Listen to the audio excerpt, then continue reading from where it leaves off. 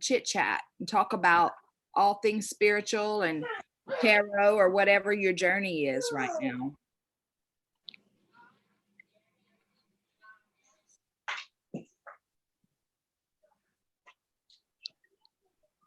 Wow. Okay. Okay. Are y'all still there? Hmm? Yes. It looks frozen. It says 5 minutes till live on the YouTube screen. So wait. Here we go. There we go. Hi everybody. There's 3 people here already. I hear you. Sorry. What you might want to do, Amanda, Mute. is mute yourself when you're ready to talk. Can you do that? Yep, you did it. Okay, let me go back to the Zoom screen.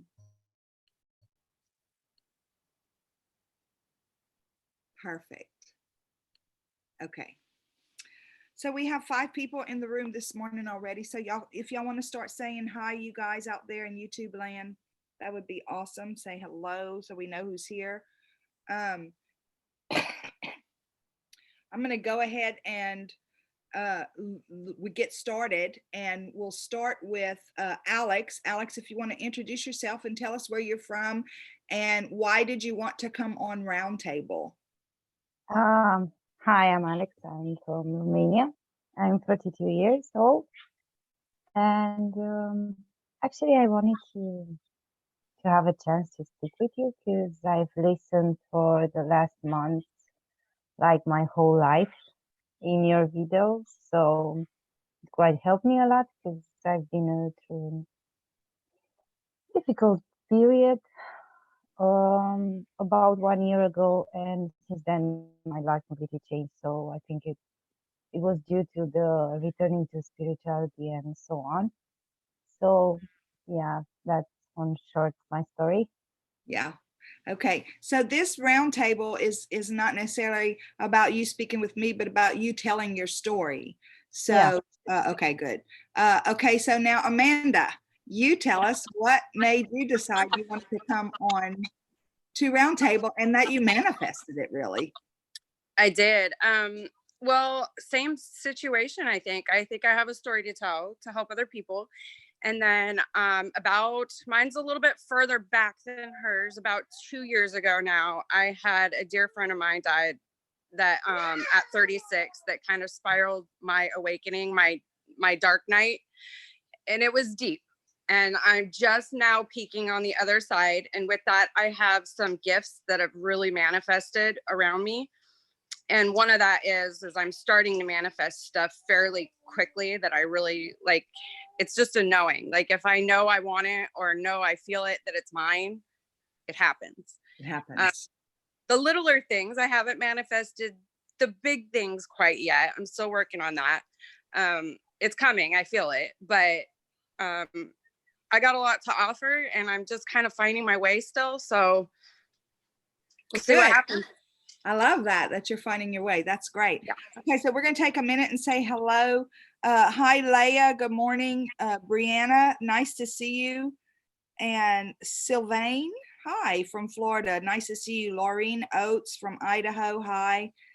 T Minor, hello. Carolyn, I am so sorry. I will not even attempt to chop your last name up, but from the Netherlands, hi. And Leah's from California, awesome. Sagicorn, hey Sagicorn, good to see you. And Channel from South Africa. And hey Dee, good to see you too. And Janie, good morning, how are you? Janine, I'm sorry, how are you?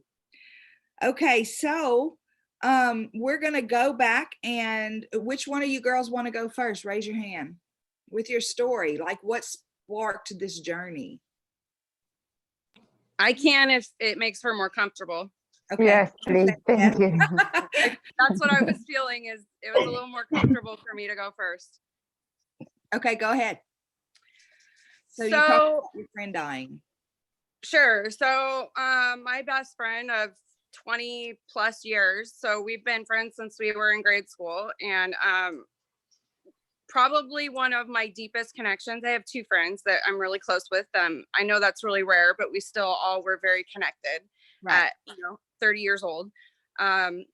And we all went to grade school together, and she had melanoma, and she had it the first time, and it was one of those, oh, we cut it out and we move forward.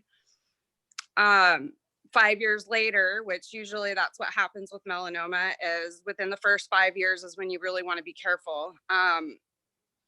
She had a lot happen. She got married, she had a baby, and she just had kind of a cough that was bugging her, like a spot, and the melanoma had moved into her body, into her lungs, which, if I can spread anything out there right now, melanoma is not something you just have on your skin. It moves into your body, and once it does, it can move very quickly. And two spots it likes to go is your lungs and your brain. Wow. And she fought very hard, and she had great team in Texas at MD Anderson. They're like top notch. She's very fortunate. Her husband was very supported in his job, so his people pulled together. I don't really want to put them out there, but they're very good people. Right. A sports team, and they just backed them incredibly. Great people. And she almost fought it, and then at the end, the medicine only has a time period of about 10 to 12 months, and then it doesn't work anymore. And so she lost her battle. And I was with her the week of her passing. My other friend and I, it was actually one of the most beautiful things I've ever Witnessed. It's very humbling to love somebody so much that every time you leave them, you don't want to, because you don't know if it's going to be the last. And wishing they would pass for their own good, but for yours, letting go of that desire that they're still going to be there the next time you come. Very, very humbling. So it just spiraled me after that. I was in a job that I previously had been very, very happy in. I would say not happy, but I was cared for. Like, my boss was a great man. And leading up to this, I had so much happen. Like, they say that like your dark night is unbelievable things that, like, if I even one day I'll write a book, but I had an unplanned pregnancy. So I planned my children 5 years apart. And then when I had my son, my husband decided he was going to have a vasectomy because they wouldn't allow, the hospitals now don't allow you to have your tubes tied in house, right? And I was a working mom, working 45 hours a week. So I really didn't have time to say, okay, I'm going to take 6 weeks off, and then I'm going to go back in, have my tubes tied, and then I'm going to go back. I just didn't have that luxury. So my husband had his procedure done. Well, about 4 months later, I was pregnant again, which was, which all I'll say is get the check, because those procedures don't always go right. 10% of less men actually ever go back in and have that done.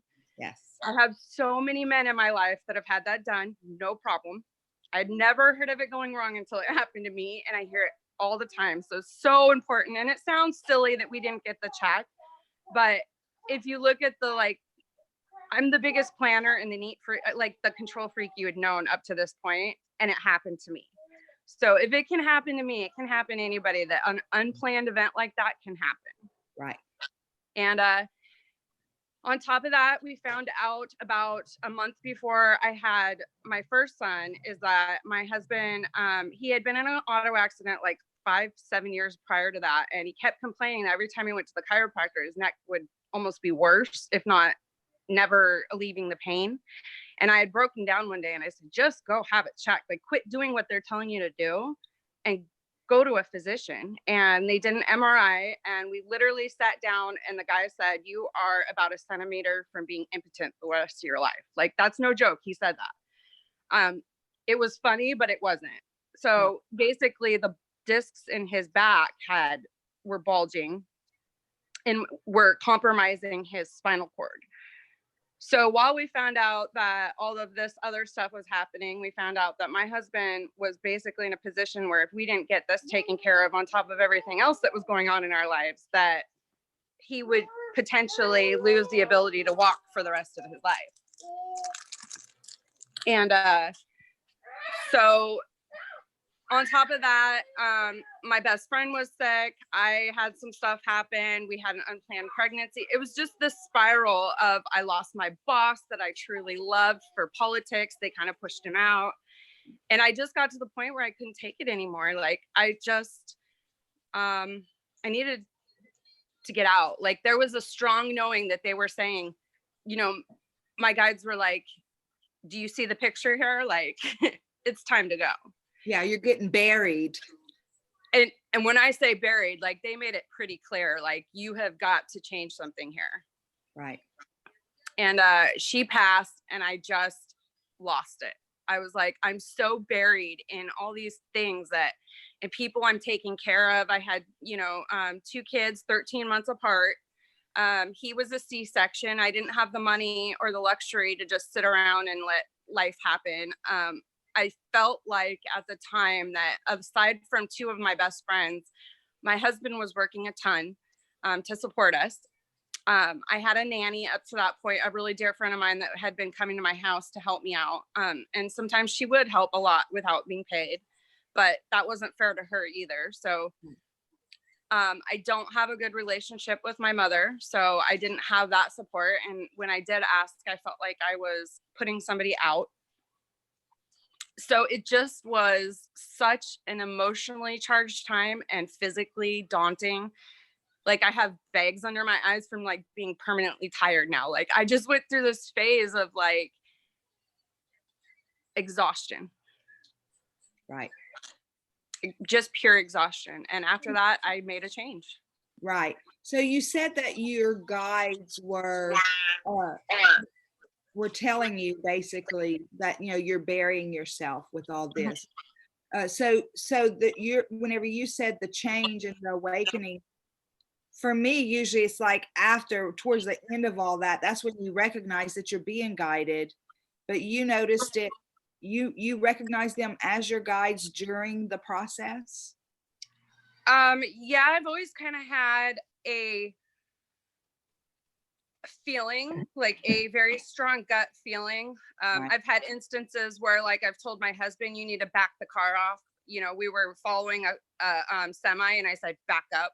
And he laughed at me, and I said, no, I'm serious. And it started fishtailing, and it would have killed us.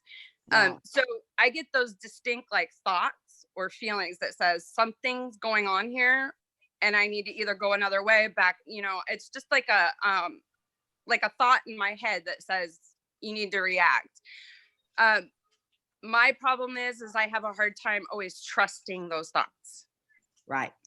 It's not that I don't hear them. I hear them loud and clear sometimes. It's knowing that I'm making the right steps to follow. Right.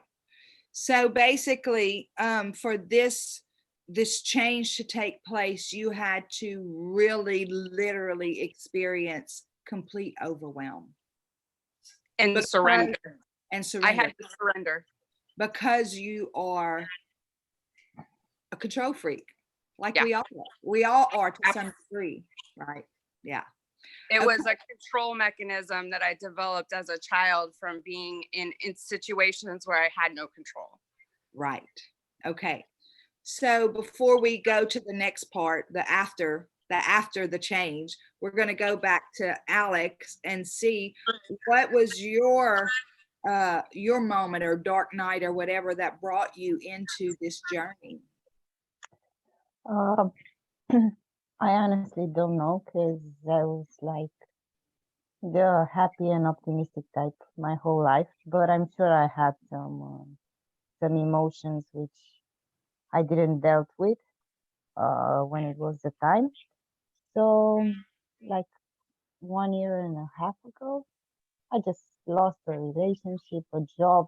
Nothing was working quite right, but it wasn't nothing dramatic or how she says, like very important or ugly things in my life. And one day it just happened. I started hallucinating. I'm sorry, can you speak a little bit louder, Alex? Yeah, sorry, my headphones are not great and I have a flu, so sorry. I hope you can hear me better. Mm-hmm. Yeah, so I started feeling very big fear. I thought I was being followed and so on. I wasn't in the reality anymore. So I went to a mental hospital to see what's happening. They gave me around 1 month some pills, and it was just awful. I wanted to run from my home, and I realized after this, the only thing that kept me home was my parents and the love and the trust I had in them. Because else, I don't know what I would have done. I went completely crazy. So the reality wasn't my reality anymore. And luckily, it went only for 3 or 4 weeks. I was just staying one day with my phone in my head, and I felt like a click in my head. And from that moment, the reality started to shift again. And I realized it was all in my head. It was just so strange, and I cannot find any explanation because the pills they gave me, they weren't very complex or hard or strong or anything. They were just for calming. And I don't know, it just clicked back. And from that moment, I started, during this period, I started seeing some numbers repeating. And 11, 22nd were some of them. And somewhere in my head, because I wasn't too spiritual or religious, or I knew there's the energy, but that was all before this. And I had like some uh, strong voice in my head or something saying that these numbers mean something. And I knew there were some kind of code, and I was trying to figure that out. But unfortunately, considering I didn't have anything to do with spirituality, I didn't think of that for the moment. Right. And when I started to feel good again, I started researching, and then I get to master numbers, to angels numbers, and from there everything changed. That I start to find feathers to meditate and so on, and it completely changed my perspective Right. on life completely. Yeah. So when you said that you felt something click in your head, like was it a literal feeling or a literal sound that you heard that just I I don't remember how it exactly. I don't how like when you turn off and turn on the lights. It's yeah, just like some, I don't know in English. Sorry, like a button which was pressed on off. This is right, what I felt. right. Yeah, it was And very strange. and you weren't praying before that because you said you didn't have a religious No, background. no, actually no. But my parents and a lot of my close friends, they are very religious, and I know they prayed a lot for me in that period, a Right. lot. Okay. So I'm pretty sure that was the main thing that saved me from this. Yeah. From that. So Okay, so we have complete overwhelm and the need to surrender, and we have complete detachment from reality. And yes, I think sometimes, and both of you can say something to this or not, but I think sometimes whenever we are like Amanda, I feel a deep connection with the way that you handle life. Um, because that's how I was controlling everything, Yeah. uh, and needed to surrender. So I think that that is where Alex detached mentally from reality. We detach from reality by Control. Fixing everything. Yeah, control. Yes. So before we go to the next part, what happens next? I'm going to go through the comments real quick and just see if anybody has anything to say or any questions for you guys. Everybody's basically saying good morning. Leslie, good Morning. morning from Scotland. Hi from Malaysia, Iax or Ax, I can't say it. Lorna from California, good morning. Wanda from Rio Linda, good morning. Leslie from Scotland, good morning. Wanda, I was born January 25th, Aquarius. I'm wondering about my disability. Okay, so this is not a roundtable, is not where we take personal questions. A roundtable is where we discuss, we get to know each other, and we take general questions that could actually benefit the entire group. But we're really glad you're here. So if you think of a question that can benefit the entire group, let us know. Violetta, hi from the UK. Good afternoon from Wendy, Rotherham, UK. Jane, nice to see you. Carrie, hi Carrie, it's good to see you. Misty Barrett, good morning. Our thoughts create law of attraction. We cannot live in fear, but walk in faith. Right, Carrie. Did anyone ever feel like they were being punished for something? Okay, so we're going to ask that question, but I'll go down real quick. Ronnie says, I don't believe. Ronnie says, oh, please. Jan Carr says, hi, guys. Hey, Jan. Hope your knee's feeling well. Ronnie, you're welcome to leave if you don't like being here. I mean, you know, you're nobody's forcing you to listen to this stuff that you think is ridiculous. Is all I'm saying. And We are pretty magnetic, though. I mean, I don't blame him.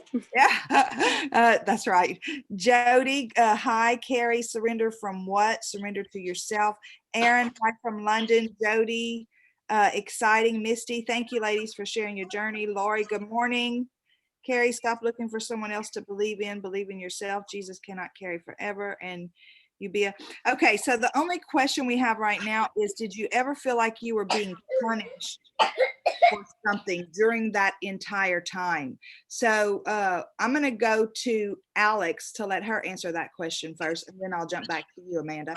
Alex, did you feel like during that time you were being punished for something? I don't think I was punished. I think I was, I'm sorry, I'm missing the word in English. I was just suffering the consequences of my choices. Whenever that's how you felt in the middle Yeah. of it, while you were Yeah. in the middle of it. Yes. So you were feeling disconnected from reality. You felt like it was your own fault because of your own choice. Yes, because I wasn't disconnected like 100%. I just had a fear, a specific fear in that case. And that was I feeling for 3 weeks, fear, and everything else.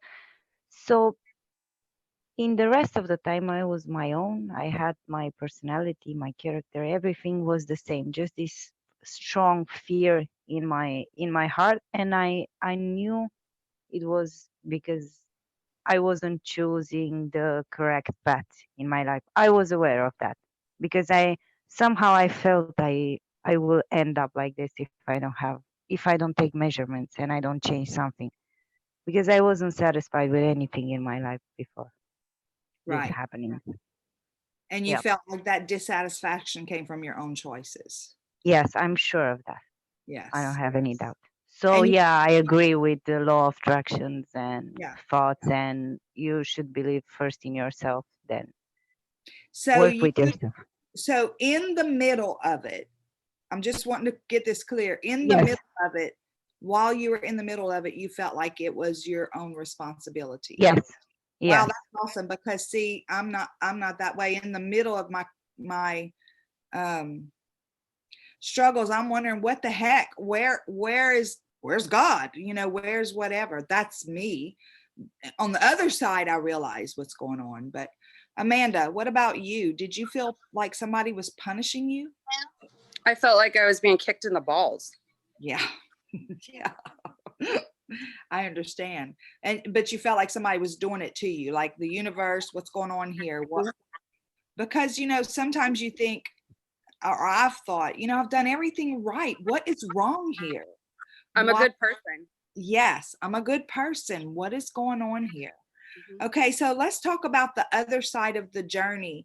Alex, where you are now, since that time when something clicked and you started looking at the numbers and spirituality and all that stuff, how has life changed for you? Um, I'm much more calmer than I used to be, far from what I tend to be, but much more calmer than this. And I've started to analyze more the emotions behind people. And of course, because for all my life I had pains everywhere in my body, and the doctors didn't find anything, like 4 years, pains and everything. And from this, I started to go to a holistic therapy. And after one session, my whole life changed. I stopped having pains. So now I'm thinking to start a career with, in this, to be a healer, let's say, therapeutical healer. Yeah, so it changed a lot. But the issue is that um, somehow I lost contact with the external, and I'm kind of trapped in my thoughts, in overanalyzing now everything. I was a control freak also in the past, but now with the law and attraction and so on, I think I'm a bigger control freak. I don't know. It's just I Wow. I can't let it go. I think at something and it's just repeating in my head, and I'm living too much in my head, unfortunately. And I read a lot, for, from spirituality and so on, but I cannot get out of my head. That's my main issue now. Right. Okay. Yeah. So Amanda, master manifester, uh, tell us how this works, or go, I'm go not ahead. Huh? Go ahead. I'm not a master manifester, but when I was thinking, I was also in my head a lot. So that to me tells me she's like right in the thick of a brink, like of a switch going off that says we're Yeah. gonna take the next step. And it's learning to control those thoughts is for me, and a lot of that had to do with dealing with those deep emotions, because a lot of those thoughts that come up in your head, all they are is spirit. I feel like from my journey is that's the way of spirit saying these are things, these are feelings that are creeping up repetitively. You need to deal with this. I was probably one of the worst people for being up in my head I've ever. I don't think there was a moment of time where I wasn't replaying things in my head from my childhood.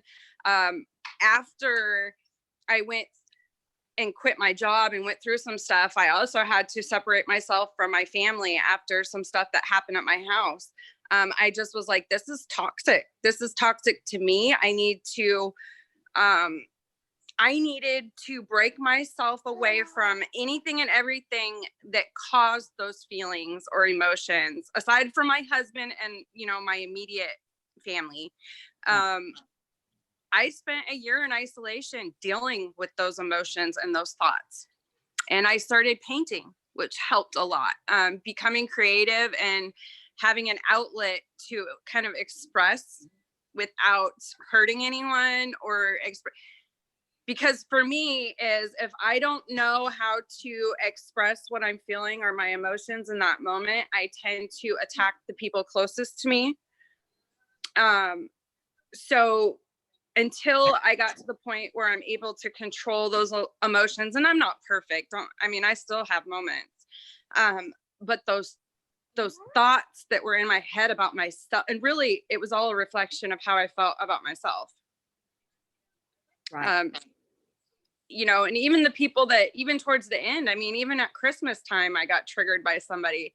But now I can realize from a different standpoint that those really big triggers, I'm not going to say that person didn't really deserve what came out of my mouth at that moment. It was a buildup. Right. But I know better, and I know I can control myself better than that. And so then that's where the thought of, okay, I could have handled that better. I now just have a knowing and an understanding about myself a little bit more, where those triggers come from, and not allowing people to pull me into their crap. Right. Right. So whenever you said spirit showed you that you had these emotions coming up because they need to be dealt with, and you dealt with them. Well, in the moment, I didn't see it as that. At the moment, okay, yeah, going through it, I felt like people are pissing me off and triggering me, and I need to deal with it. And I was in isolation for a reason. right, They put me at home with my kids for the time period in isolation because they knew I needed to be isolated to heal. right, right. But that's retrospect, you know. I mean, Yeah. I would have huge glimpses as I went through this process. It's not like I was just like one day I had this great epiphany. Right. By any means. And at the first, I cried a lot. I mean, you want to talk feeling, she felt disassociated. I not only felt disassociated, I wouldn't say like mentally disassociated. I did have postpartum that I had to deal with. And I too had to, that's a big thing I want to say too, is I did have to take medicine for about a month, maybe 6 weeks, to balance out that postpartum, because I was so deep in the emotions and what was happening at the time, I felt like, to me and around me, that I did need a little bit. And I think there's such a stigmatism on women with postpartum that Yes. I was having suicidal thoughts, and that's not okay. Right. And a lot of that was due to, I had 2 babies back to back. My hormones were off the charts. And then I was also dealing with the normal, you know, people say babies are a wonderful thing. Well, they are, when you have a loving, supporting environment to have them in. When it's chaos and it's not planned, and maybe you don't have that support system, or you're not feeling like you're, or maybe you do, and you're just dealing with postpartum, it's not easy sometimes. So I do want to just put that out there too, that I was in a space, and it's okay if you need that little boost for a little while. It was enough for me, about 6 weeks of like 10 milligrams of something, to just level me out again and say, I just needed to get a grasp on reality again without crying. You know, Right. I had a Right. brand new baby, lost my best friend. My life was in shambles. I couldn't go a day without bawling. And your husband needed surgery. All at the same time. And Wow. he couldn't help me. He had to go, I mean, he had to go to work, I think 2 weeks after having that surgery, he was back at work. Right. That's not okay. Right. Right. So you feel like you're drowning. You feel, okay, this is too much. Let me go back here and see if there are any questions. I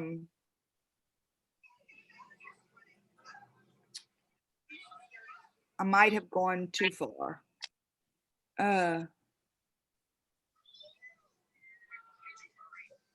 Jan says, exactly, Alexandra, what you put out to the universe comes back, law of attraction. I'm going to look just for question marks because we're starting to get a lot of comments. So if you have a question, put a bunch of question marks so I can know.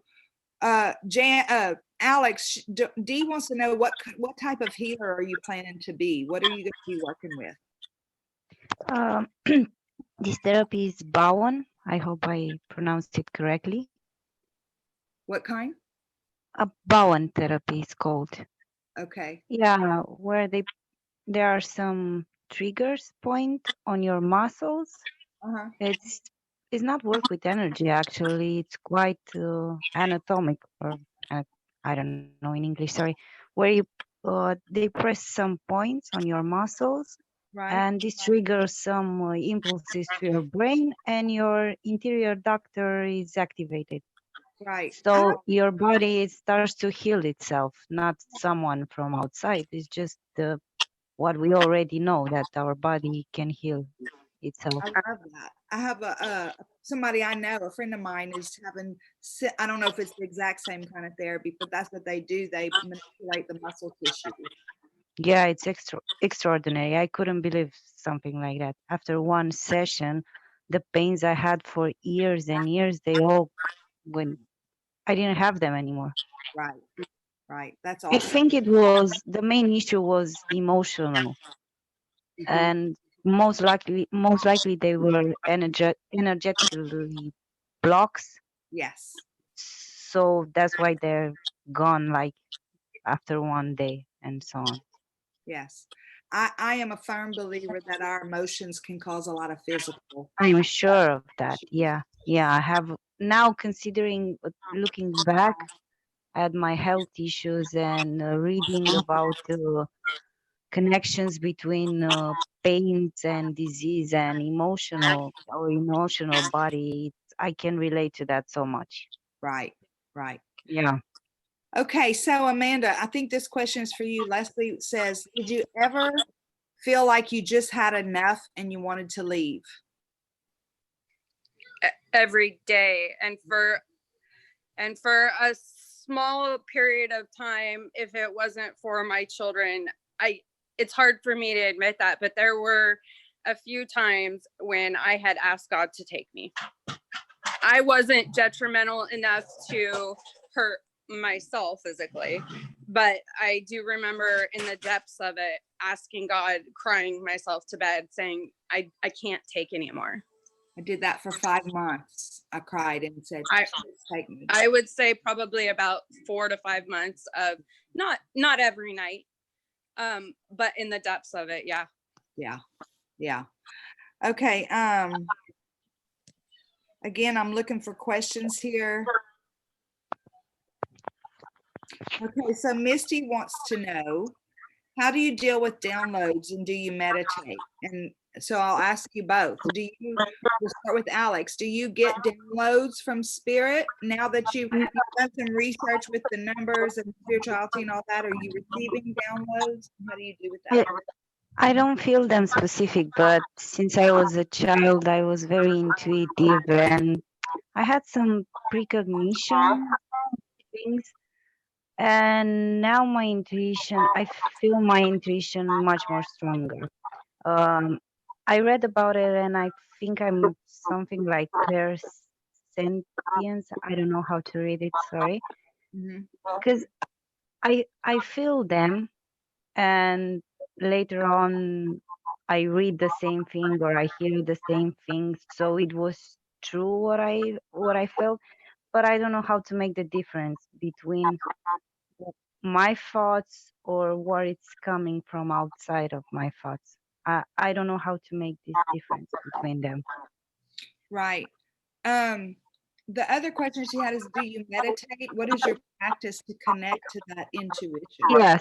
Yes, I do meditate, but I don't do it as often as I want. And in the last period, I can't quiet up my mind, unfortunately. Right.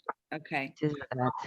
And Amanda, do you receive downloads? Do you meditate? And how do you know the difference between what's in your own head and what you're receiving from spirit? I'm still learning all of that. That's actually why I was brought to you, is I like some clarity on what's happening with me right now. But I do meditate, and that was something that I started fairly quickly after all that stuff was happening. My journey though had started previous to that. I started seeing the angel numbers probably 8 years ago. So for me, I know hers was, I think probably the difference is I've had quite a long journey almost. They kind of had to kick me real hard to get me to figure it out, and say, hey, control freak, stop. I had to be like really kicked hard. And then I was put into high gear with my movement forward. But for me, meditation's always kind of been a thing. It just hasn't been a practice. And downloads, I get downloads. I'm cutting out a little bit. Oh, sorry. It's probably where my hands are. I don't know if I get downloads. I think I do, because of the activity that's starting to happen through me and to me right now. Right. So I know something's definitely happening, and I see energy, like I physically see light. And sometimes it's light streams, and I do think that those light streams have information that's coming through. And I think that's happening to everyone, because I see the energy everywhere. Mm-hmm. Everywhere.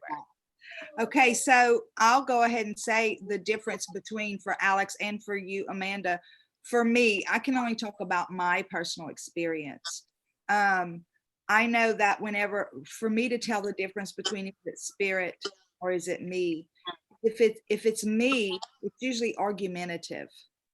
And I'm serious Yeah. and not necessarily beneficial. Yeah.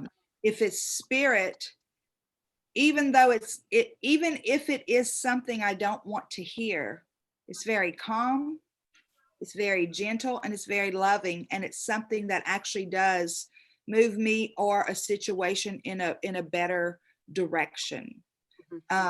That's just that's how I determine which is which, because we think it's hard to get rid of our own thoughts. But spirit's never going to say, Cheryl, why'd you do that? You idiot. But the ego will, right? Absolutely. I agree with that. One of the things I also, in connection with that, is I've seen like people when they're on Facebook groups and you get free readings. I really caution people when you see a reader that's like doom and gloom and saying this is a bad situation, if it's not coming across in a very loving, gentle, if it has any fear connected to it, immediately I know that person either is not handling their gifts correctly or does not really have the foresight that they should. They're putting more ego into it. Yeah. Well, I don't feel like any of my messages are doom and gloom. I'm not trying to pat myself on the back, but I feel like that's part of, again, the way that I receive in meditation. It's the same way that comes through here. I was listening to Franciscan priest Richard Rohr. If you guys have never heard of him, I encourage y'all to go listen to him. But he says something, and I think what a great statement. However we do anything is how we actually do everything. So however we receive spirit in meditation, I think, is how we deliver spirit when we visit with others. That's just my personal opinion. But anyway, it was a great little talk I listened to this morning. Dee wants to know, and I'm sure this is for you, Amanda, are you still grieving your friend? Yes, but it's different now, and it never goes away. It absolutely never goes away, but the raw emotion is not as painful and raw. Mm-hmm. Yeah. Okay. I do still have moments that I cry, but usually it's out of the feeling of love. I know that's a weird, it's like seeing memories that come across or something that she touches me through a song or something. And I immediately think about her. And it's just that moment of like, how blessed am I that I had that connection? Right. And that's where I was going to go next after that question, because Alex, you mentioned earlier, in addition to the angel numbers, you talked about seeing feathers. Now, do you have a loved one that passed away that's on the other side? No, nothing. No one which I had a strong connection with. No. So that could be maybe just an ancestor or guardian angel for that matter, dropping feathers just for you to know. Yeah, they started appearing when I started talking with them. So, sorry? You said you started joking with them? No, talking with them. Talking with them. Yeah, and asking for signs. So they just started appearing in strange places and so on. And also, because I need to mention this, because someone said what you put in the world is actually what you receive. In this, I know it sounds not too long, but these 3 weeks were living hell. I'm sorry to say it, but they were like that. And actually, during this period, I had all over people not knowing me help me a lot, and nurses. And then I thought a lot of people were white next to me, so I think they were like sent by my angels, because I had tons of support in those 3 weeks, which I never knew I have, or some receiving it from foreign peoples. It was just extraordinary, Right. extraordinary. So yeah, So I you, had a lot of support. right, you felt very supported, even though I you, felt, yes. I yes, love, from the heaven and from the earth. I felt yeah, this. I love that. And Amanda, with your is this friend the first person to you that was close that transitioned? Yeah, I would say the hardest part for me was she was the only person I felt in my life aside from my husband, that even more so because I had that deep connection for so long. She's the only person I had in my life that I felt like knew me like nobody else, and knew me and loved me unconditionally. Right. So that loss was very probably harder for me than, and that's hard for people to understand, but probably harder for me than my own parents passing. Yes. And they have passed, your parents? No, we're just not in communication right now. Okay.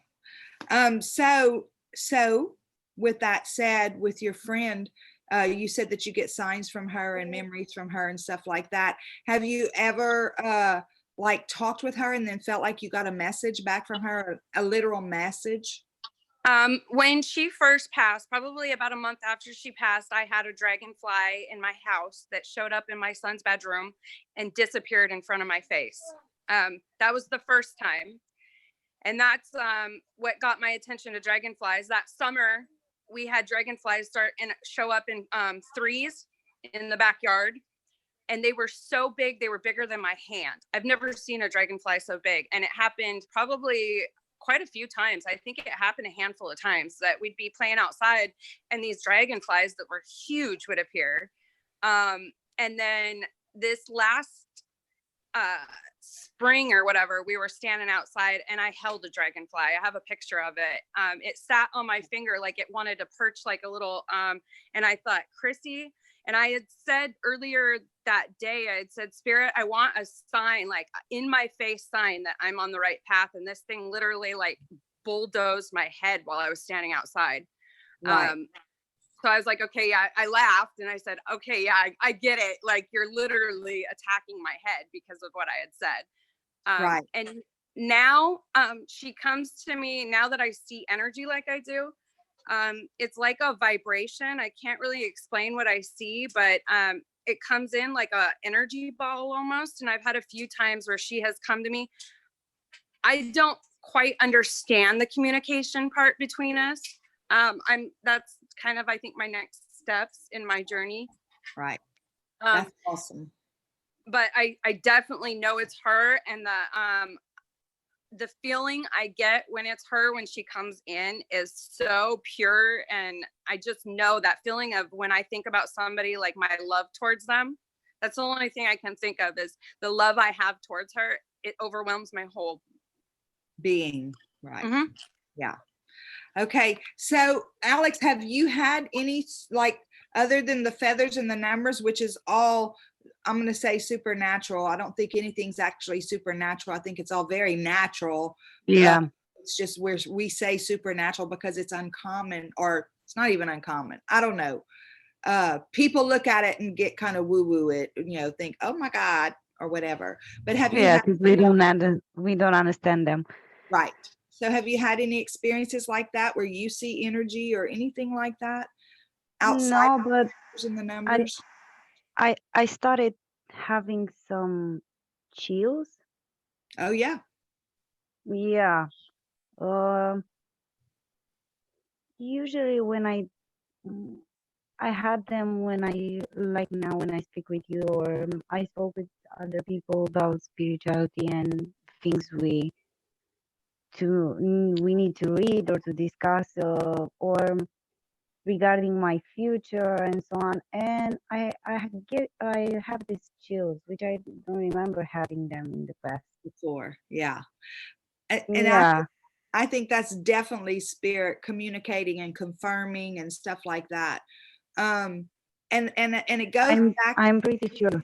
Yes. And it goes back to, and there's 7.8 billion people on the planet, and we all have different experiences, and everybody's is valid. Everybody's is valid and important in their own journey. So, and I love that. And one of the things, and I'm just going to say this, jumping on my own high horse here. One of the reasons that I broke with organized religion is because of the hierarchy, where, the moral high ground and stuff like that, when I felt like Jesus's story was so much more compassionate and so much more loving. But I see the same thing sometimes in the spiritual, quote unquote, new age community. And I don't even consider myself new age, but there's this moral high ground in this hierarchy that, well, because Amanda sees spirit, she's better than me because she sees the strings of energy, whatever. And so we tend to compare and judge our journey based on those kinds of things.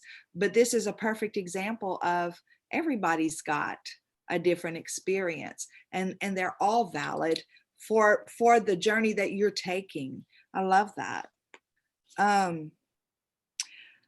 Okay, so Camille says, any of you have an experience with the coping mechanism of shutting down when things are out of your control?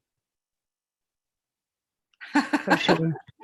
Yeah, both are going, Go ahead, Alex, you talk first and then we'll let Amanda talk. How I do it is I isolate myself. I didn't do that in the past, so probably it was a mistake, because I'm an empath also, so I get so tired of all the emotions around me. So I started isolating myself. I come to my parents, and now actually I'm staying for 1 week here just to sleep, do some yoga, meditation, and so on. Right. So basically, And my dog is my therapy. yeah. So basically you're saying shutting down is important to you because it helps recenter. And Yes, possibly for sure. that 3-week mental break could have been your soul shutting you down. A forced, To get your attention. yes, a forced shutdown. Yeah. Amanda? Same. I think in the past, my mechanism for coping with life was to shut down, period. Emotions after emotion, not dealing with them, shut it down. It's too raw, so push it down and let's just move forward. I have never been in the moment in my entire life like I am now. Constantly thinking about, I've never enjoyed any progress. Okay. I've never enjoyed any progress that I've made in my life.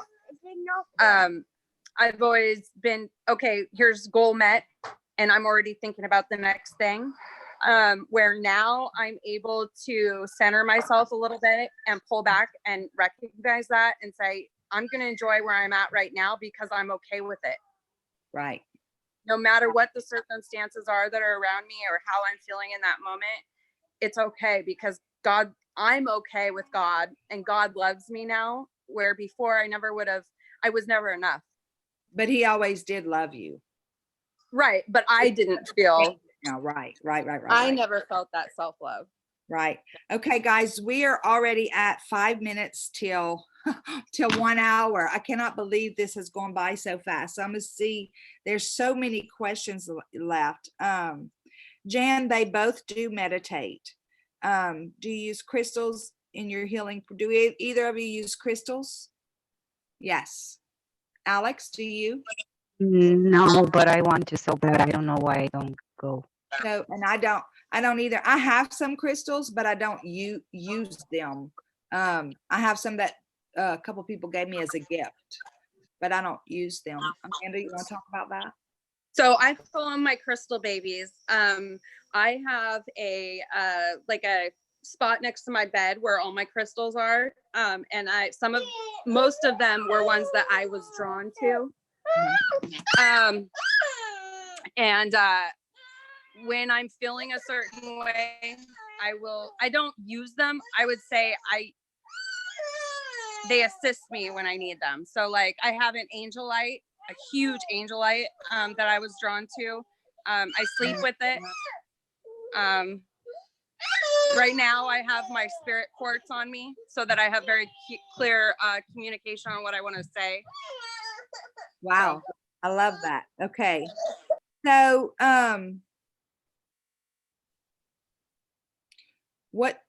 so Jody has a really good question here. And y'all, I'm sorry, I'm not going to get to look at all this. Wow. We might have to have you guys back on here. It is like wild. The questions. Okay. So, and I lost that question I just had. I am so sorry. Hang on. Jody wanted to know what tools from your spiritual journey, and I think I'm saying it right because I can't find it again. What tools from your spiritual journey were you able to bring into your everyday life? Alex? Faith. Faith. It restored my faith. Right. And that's the most important thing. Okay. Yeah. Okay. Meditation. This is, yeah, one strong tool I developed after I did that. And yoga. And yoga. Okay. Yeah. And whenever you practice those things, of course, we usually think of yoga and meditation as something that we practice every day. But like when you're interacting with people and somebody might tend to trigger, do you have a tool that you go to so that you don't react, or how does that work for you? Actually, after I started experience this, I realized much more that everyone is in a parallel universe. Yes. And everyone has its own universe. This was a very hard lesson for me because I was expecting people to think or act like me, and I realized no. It's just a matter of click in your head actually to live a completely different universe. So probably the most affected by this was my empathy and my ability to understand traumas in other people. And other people, right. I love that. Because I didn't have so many traumas in my life, and I wasn't a bad person, so karma never hit me. But I understood more and more about human nature because I went through this stuff. And when you don't live something, you can just imagine how it's a mental disease or something like that. When you go through it, you see completely different from what you thought you knew or what you imagined. So yeah, it's the most important thing and the tool I've developed this to understand people's reaction much more, and depression states and so on. Yeah, I love that. It's like you see, you're talking, and I'm kind of seeing that card in the tarot deck, the Hanged Man, where we see things from such a different perspective. Exactly. I receive into a lot of Hanged Man. Yes, I love that. Amanda. Yeah. Sorry, I'm being a mom. Okay, I love it. We're gonna ask you this question, then we're gonna say bye because y'all, we are at 11 o'clock, and I try to keep everything on target, on time. I would say that for me, the biggest thing I have come across is compassion, because you never know what somebody else is going through. Yeah. Many people in my life had no idea that I was even thinking half the thoughts I was, even leading up to my dark night. And something that happened about a week ago is on social media, I saw a blogger that was being picked on because of her stenciling in her eyebrows. And, you know, it seems really small to the person that's like, oh my God, but when as a society did we become okay with really tearing other people down for things that are so petty and so trivial? And we have kids that are literally committing suicide. Yes. Because of this bullying. And we have grown adults that are exhibiting the same behavior. In our leadership, in our Right. leadership. Yes. Yes. And to me, I now have, when somebody says something nasty to me, or I really have that second thought in my head that, you know, there was because I was popular when I was young, and I didn't care what other people thought. And I walked, you know, I experienced that whole thing. Right. And I know, looking back, that at the time I didn't think I hurt people, but I'm sure I did. Yeah. And you never know what somebody else has experienced. Just because it looks good on the outside, Yeah. that doesn't mean that the package on the inside isn't broken and hurting. That's exactly. And so right now, that's my biggest taking from all of this, is understanding that compassion, that especially people that really like to gossip or hurt other people. My first thought isn't what a nasty person. My first thought is, what a deep amount of hurt and pain that person's projecting out on others. Right. And they don't Yeah. know it, or don't care.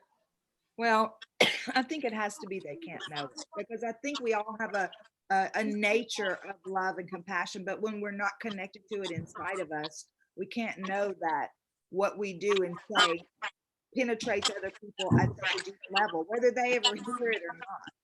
Right. So, okay. Do y'all have any last words before we take off for the day? No, it's just been really fun hearing the other side. I think that's great to hear somebody that's kind of in the same cycle. Right. And y'all do seem to be kind of in the same cycle. Everybody does, really. I think that's part of law of attraction, right? This channel is going to attract a lot of people that are going to benefit from my own story. So I love that. And I did want to say something about law of attraction, because I think that there's a big gap in law of attraction that we don't address. Yes. That's something, that is another thing that's really come up lately in my journey. It's really hard to manifest and attract and live out the law of attraction before you've healed. Correct. Because you can, but not to the level you could if you were a whole, in complete connection with your own being and your own self. Because one of the things I've found is that there's a lot of things that says, okay, go out there and just live your best life and think these positive thoughts. But if you don't deal with the stuff in the inside that's real deep and wounding, and you cannot attract to the same level as you can when you love yourself and you're in connection with yourself. And that takes work, deep work. And I know for a year now, completely done doing that, but it's a huge part of that never gets addressed. And even Abraham Hicks, you know, I think it's just a big thing that just doesn't get spoken about enough, is you can't get in that vortex and stay there if you haven't healed what's wounded. Right.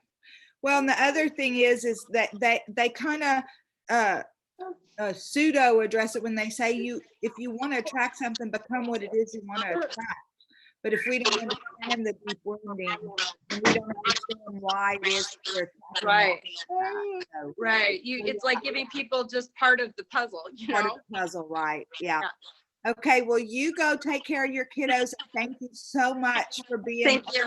round table. I love you, and I appreciate I love it. you. All right. Thank you. Okay. Thank you too. Bye. Bye-bye. Sweet baby. Bye. Alex, what are your last words? I don't know. 'Cause Baby. I'm ahead. so lost with myself that I don't even know how to resume or something. It's just, I hope that everyone gets to know and love himself, because I think, as she said, the main issue is that we don't know each other. And of course, when you don't know yourself, you won't never be able to understand and experience the emotions and the relationships with other people, Right. first of all. And I do think that the most important thing is love for yourself and trying to know you, because we're so much more than we are led or learned to to know. Right. Right. This is the most important thing for me, to go within. To go with To them. go Yes. within. Thank Yeah. you too so much. I Thank you so appreciate much. your time with us on You too. Roundtable this morning. I love you to pieces all the way from Romania. That is so awesome. Yeah, grateful. Yeah, and I look forward to seeing you around in the Spirit Mail community. Thank So- you so much, and thank you for your readings. They are always how do you say in English, fresh breath of air or something like that. I don't Yeah. know. Thank you. Thank you. Thank you so much. Thank you, Alex. Thank And for everybody out there in YouTube land, thank y'all so much for being with us this morning for Roundtable. I love each and every one of y'all, and I am so honored that you show up with us whenever we do these lives. And don't forget, if you would like to participate in a roundtable, please email me and let me know that you would like to participate so that I can put your name in the hat. Oh, speaking of that, let's draw for the next time. Have just a second. Amanda, you're still with us? I see her name, but hey. Yeah, I'm here. I just kind of disconnected myself. That's okay. You didn't have to, you don't have to be here. That's fine. Aura Renteria is one of our next participants. Stacy Oliveri from Create Joy Fullness. Stacy Oliveri. And one more. Oh, you didn't have to disappear either, Amanda. Let's see. That one didn't have an email. And Angela Ashe. Oh, yay, Angela Ashe. Look, I recognize her name. I don't recognize these other two names, but when I recognize a name, because you're always posting in the community, I get real excited. So Angela Ashe, you're also. So we have Angela Ashe, Stacy Oliveri, and Aurora Renteria. So those are the 3 participants drawn for next week, guys. We are going to have a great week ahead. And I apologize for not having the rest of the love readings up. I will try to do that tomorrow and Monday.